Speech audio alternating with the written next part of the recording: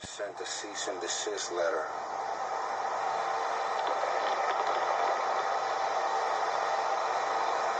I was just sent a cease and desist letter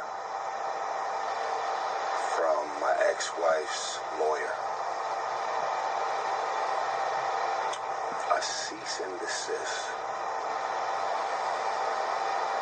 Where do you get the balls? Do y'all know what it's like to go 2 straight years and have everybody who loves you, everybody who's got your back, including your attorney, to tell you, don't say nothing,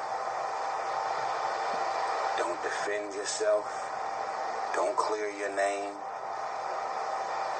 don't speak on it, we're going to present it in court. She claims that I kicked her out of the house with my 1-year-old baby, changed all the locks at the house, and cut off the credit cards. I was in New Jersey working on a film. I shot 2 music videos in a row. Do y'all remember every Friday when we was all stuck at home in quarantine? Y'all remember me and Samantha doing date night? Y'all remember I had Tamia and Eric Benet to do that song called Spend My Life With You on Instagram? Do y'all remember that? Y'all remember the gospel singer Jonathan McReynolds, who I surprised my wife at the time with? That was her favorite gospel singer, one of. Y'all remember Brian McKnight was on there singing to me, and she surprised me with Brian because she know I idolize him? Y'all remember that shit? I literally took my love and my marriage and I wanted to create some positive vibrations because everybody was fighting, arguing, being verbally and physically abusive during quarantine. Everybody was filing for divorce. And I said, man, I want to go ahead and use my stage, my platform, and my influence to get people to decide to turn this quote-unquote unexpected negative of everybody being stuck at home in quarantine into something positive. Look at this as an opportunity to hit the reset button on your marriage, on your family, because any man or woman that's out here hustling and grinding, man, we miss our wives when we gone out there hustling and getting it.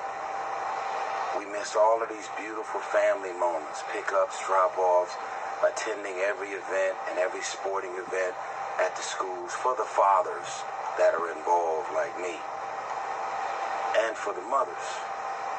And we get caught up in the rat race of running, and then something about God shut the whole world down and allowed for us to hit the reset button.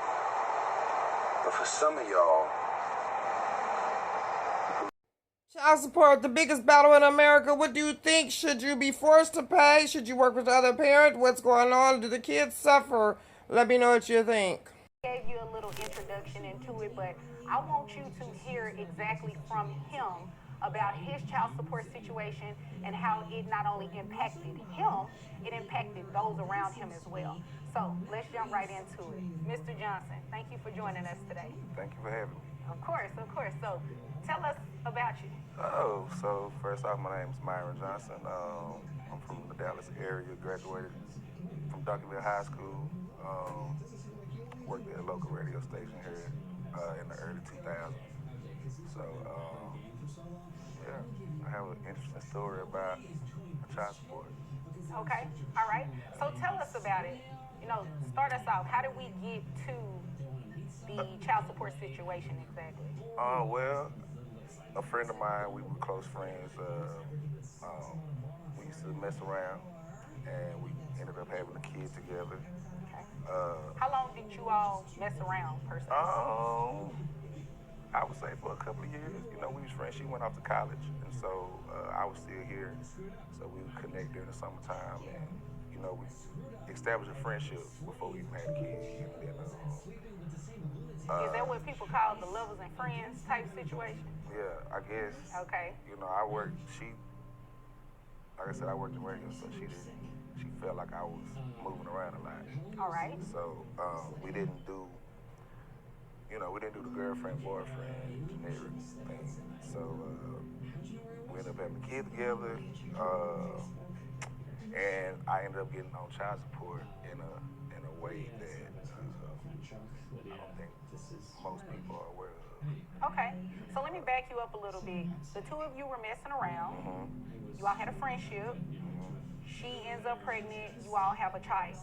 Correct. At the time that the child was born, when, if at all, did you sign a birth certificate or did you have a DNA test? What was the story behind that? So what happened was after we had the baby, I claimed him on my first income tax. Okay. I was audited, and so I basically had to prove that he was my son. Okay. And so one of the fastest ways to do that, if you're not already on child support, is to sign an acknowledgement of paternity. Okay. So I signed an acknowledgement of paternity. I actually drove to Austin. They did everything in like a day. So I got the birth certificate, was able to send it to my taxes, and then boom, I got my taxes. So it was nothing to think about at that time because I had no reason to suspect that he wasn't my child when I signed the acknowledgement of paternity. And so let me ask you a question about that acknowledgement of paternity because and you'll have to forgive me, we abbreviate things a lot, AOP, okay. all right? AOP, yeah. Did you know at the time you signed the acknowledgement of paternity what that actually meant? I guess I should say yes and no. Okay. What do you mean by yes and no? Because at the time, I felt I didn't know that it could possibly hold